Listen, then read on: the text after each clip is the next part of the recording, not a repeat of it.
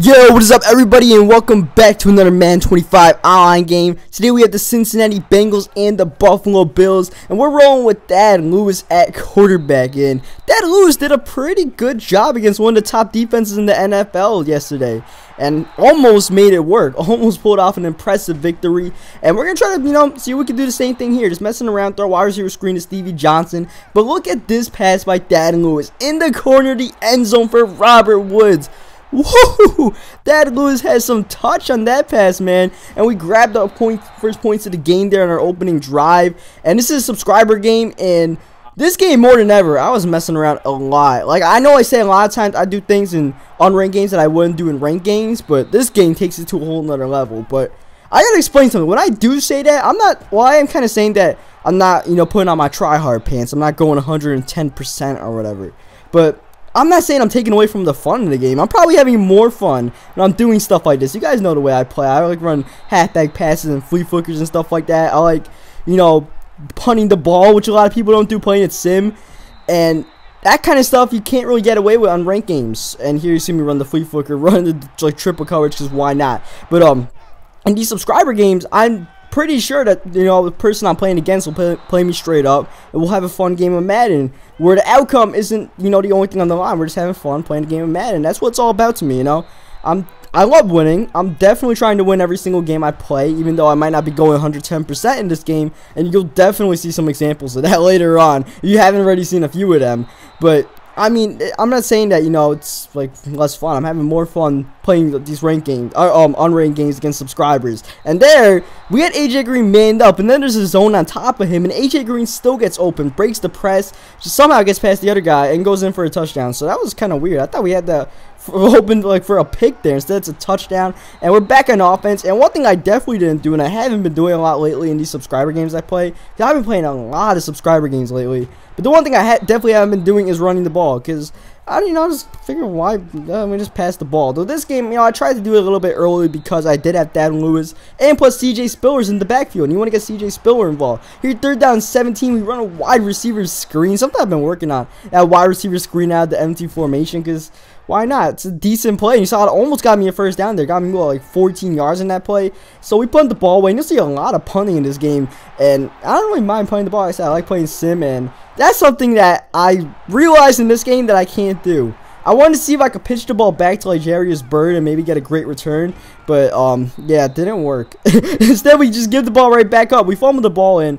We can't recover the fumble recovery because that's just the way I go. Even when I do pitch it back like that, you won't see me recover. And here, whatever his offense is doing, we're just going to hope to lock it up. It's not anything too complex. And we get an offside penalty, unfortunately, there. And it looks like he's running. I can't tell he's running read option or not. That's the one thing. You see that formation, the way he's handing it off. It looks like, it might be a quarterback keeper. But at the same time, Andy Dalton's in the game, not Josh Johnson. And look at the way we blow up the screen beautifully here with Bird. Did a lot of control with Bird. And here we get the interception again with Kiko Alonso, the very impressive rookie. And once again, we try to pitch it back to Jarius Byrd. And instead, this one goes for a touchdown. Oh god, yeah, that's not gonna happen anymore. That's gonna be definitely the last time you see me pitch the ball after I catch an interception, because it's just too risky, man. It's too risky. Even with the guy right behind me, we still mess it up. So we're back in offense here, throwing it back to Robert Woods. Speaking of impressive rookies, Robert Woods is having a pretty good season so far in Buffalo as a number 2 receiver alongside Stevie Johnson, and Thad Lewis is trying to make stuff happen. But I don't know if you guys saw that game. I saw pieces of that game, and I don't know. There could be a lot of worse options than Thad Lewis. You watch what like Brandon Whedon did, that horrible interception he threw. There's a lot worse people than Thad Lewis in this league. I thought he played really well, given the situation he was in, coming out the practice squad next week, coming into the game against Cincinnati. So, that was really cool to see what he could do as my opponent gets a touchdown here with Giovanni Bernard. Little Gio. I tell you, I love that kid since day one watching him play, and he's having a great season. The one thing I love that the Bengals are doing is he's fumbling, but they're not giving up on him the way the Giants gave up on David Wilson. They just shattered him. He's fumbled as many times as David Wilson has in his career, I believe. I think he's fumbled like 3 times, and Wilson's probably fumbled like 3 or 4 times. And they're still rocking with him. They're still, they're saying he's a rookie, he's getting better, he's probably going to learn eventually, and just give him more reps. And when he does get the ball, he does some pretty spectacular things. And a lot of other spectacular things happen on the NFL yesterday, like the Saints and Patriots game. That has to be #1. There's always a #1 game. Like last week it was Broncos and Bengals, or Broncos and Cowboys. This week, look at the punt. I almost got a punt there right at the 1 yard line. But yeah, this week is Saints and Patriots.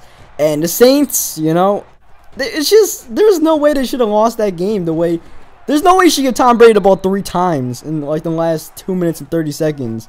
Because you're gonna lose the game one of those times, no matter who his receiving core is. And he eventually turned it up, but they definitely helped them out. That defense, they played pretty good against Tom Brady for the most part. But in the last minute, they just completely collapsed. Like the one guy who tackled the receiver out of bounds with like 30 seconds left. And then the Kenbrell Tompkins play, that was just freaking beautiful by Brady. But at the same time, as a cornerback in a prevent situation, knowing the only place he's looking really is the end zone, there is no reason that should be open. But Tom Brady just put it in the exact pinpoint spot. You cannot ask for a better spot for that ball to be in. That's just what Tom Brady does. Tom Brady was missing throws quite a bit in that game, but when it came time to come up big, he came up huge. And here, speaking of coming up huge, we come up with the pick here. He's trying to go for a 28-7 lead, but instead we get the pick with Williams, and hopefully we can turn this game around for us, because my screwing around is definitely costing me. You know, we gave up 2 defensive interceptions by laterally the ball backward, and one that went back for a touchdown. So we're gonna have to try to recover. And you know, I'll end up losing quite a few of these subscriber games just by messing around, which is something I don't mind. But at the same time, when I'm down 21-7, the try-hard pains do sort of come out. That's what I'm like. All right, let's turn up, especially the defense. I try to turn up, and then the offense we stop goofing around. And there, Kiko Alonso was having himself a hell of a game. 2 interceptions and a kill shot on Andy Dalton there to force the ball out, and we get the fumble recovery. Try to do a flea flicker, but the ball goes right back out, and for the second time in this game, he takes a fumble recovery for a touchdown. This time out the flea flicker. Oh god. You know, it's bad. It's bad. His defense is playing good, and the cookie boy is playing terrible. So that's that right now. That's the story of this game. And some other NFL stuff. The Sunday night game, it was pretty interesting. I thought RG3 looked good, but at the same time, I thought he looked good with his mobility, but his actual passing was what was kind of shaky. So we'll see what happens from there on. Then the Packers and Ravens game was surprisingly a defensive game. Flacco still has not found anybody. Like losing Jacoby Jones absolutely killed him, as we get a nice interception there with Jarius Byrd, our second user pick of the game. And yeah, losing Jacoby Jones is killing him. Jacoby Jones wasn't active for the game as far as I know, and Flacco basically scored nothing for most of the game until like the 4th quarter, as we get a beautiful pass here, showing some random pocket presence, finding Stevie Johnson streaking up. You see Mario Williams is gone for the game, and we're starting to, you know, turn it up a little bit, and now it's time for the defense to show up. But we need some stops. We're down 28-7. We're gonna make this nice comeback. We're gonna have to get some more defensive stops. And yeah, but the Packers, they lost a lot of receivers. Rodgers was still able to pull it out. They got to keep the ball last. So they gave the ball to the Ravens. Ravens might have pulled it out, but instead, they got ball last, and they just ran out the clock in them. And here, oh, he gets an interception on the flea flicker again. The flea flicker just killed me today. So I think I turned it over like 2 or 3 times on the flea flicker. And as soon as we start turning it up, we just lose it right back. But look at me come down the field with Jarius Byrd and get that pick. Woohoo! I'm just trying to bail myself out. Every bad play I make a really good play. That's just the way it is. And there's been like, what, 20 bad plays? So I have to make 20 good plays to try to get back in this game as we head into the 4th quarter. And now the clock is starting to get against me. As you can tell, this guy, you know, he's not the greatest player in the world. But he's a good player. You know, he's a good player. And he's doing what he has to do. No, I'm not taking any credit away from him. He's definitely playing a great game to get the lead, you know. Just me screwing up alone is, he could definitely play a bad game, and you know, I can still be leading. He's playing a good game leading, but CJ Spiller just broke off a huge run while I was trying to explain all that. Nasty ass juke move. And now it's a 7-point game, and we only need one defensive stop, and I'm not exactly fretting right now. And oh, the triple option gets busted out. Andy Dalton on the triple option, and he makes a mistake by pitching it backward while Bernard was getting tackled, and we get the turnover there on his mistake, and we get great field position along with it. And out of nowhere, here we go, trying to go tie this game. There's no way I'm screwing up now. There's no flea flickers busting out. Only touchdowns are about to be scored, and I almost scored him a touchdown. That might have been a pick 6, but second down goal at the 8. We run the ball. I really went away from the run. I think that's my first run since like the 1st quarter. But we get that play nonetheless. And there's some other games in the NFL. There's some other pretty decent games. Not really too close games. The Eagles and Bucks game was kind of close. But Nick Foles ended up pulling it out. Nick Foles looked pretty good in that game. Not great, but he looked pretty good. He looked like it doesn't look like the Eagles are going to drop off without Vic. Put it that way. Foles did a good enough job as Kiko Alonso trying to make plays here. Tie ball game. 3rd down and 2. Makes a great stop. And he punts the ball off to me.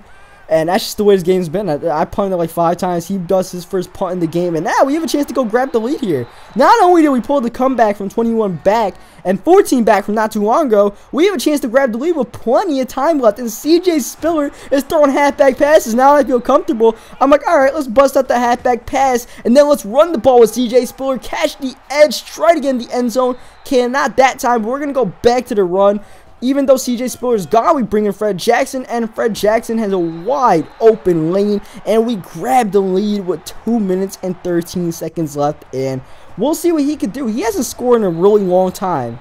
Well, since besides the fumble recovery for 6, I don't know when's the last time he actually scored. It's been a really long time. Our defense has really been holding him up. We needed like 500 defensive stops, but here, I accidentally blow a coverage. I didn't even realize I was controlling a guy in a deep blue, but I was controlling a guy in a deep blue, and now I realize that. Now I give up the ball. Next play, tight end screen to Eifert, but Eifert can only get to the 4-yard line. Then next play, Andy Dalton. There's the read option I was mentioning. He finally busted out in the most unexpected times. I was definitely crashing on Bernard, and he gets the option to Andy Dalton for the touchdown to tie the game up. And well, we got pretty good field position here. We only need, like, what, 30 more yards to get in the field goal range. You saw CJ Spiller's gone, so Fred Jackson is in. Fred Jackson's doing his thing right now. Getting the first down. Next play, flea flicker one more time, but we get sacked trying to throw the ball away. Brings up a 2nd down and long, and this is the product of having Thad Lewis in the game. Look at this throw. Out route wide open, but Thad just overthrows it by a mile.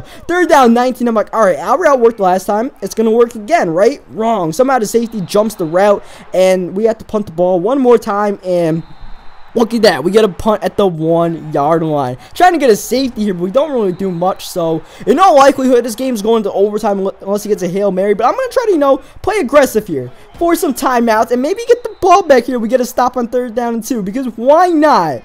And here's why you don't do what I'm doing right now. Do as I say, not as I do. Giovanni Bernard, little Gio, is gone. He is gone. No one is catching him, and little Gio takes the lead with 2 seconds left. And that is exactly why you do not call your timeouts and just let the game go to overtime. Don't do what I do, okay? If it was a ranked game, I would have not done that. And that's the ultimate doing a ranked game, or doing an unranked game, but not in a ranked game situation. And ends up costing me the game. But I'm not even mad, to be honest. I'm not really mad, because we had a fun game. He ended up winning. Oh, well. Maybe I'll get my rematch some other time with him, But, that ends up being the game. I'm cool. And, so, hope you guys liked the video. Subscribe for more Madden 25 gameplays. And please, do not do what I did for your own sake.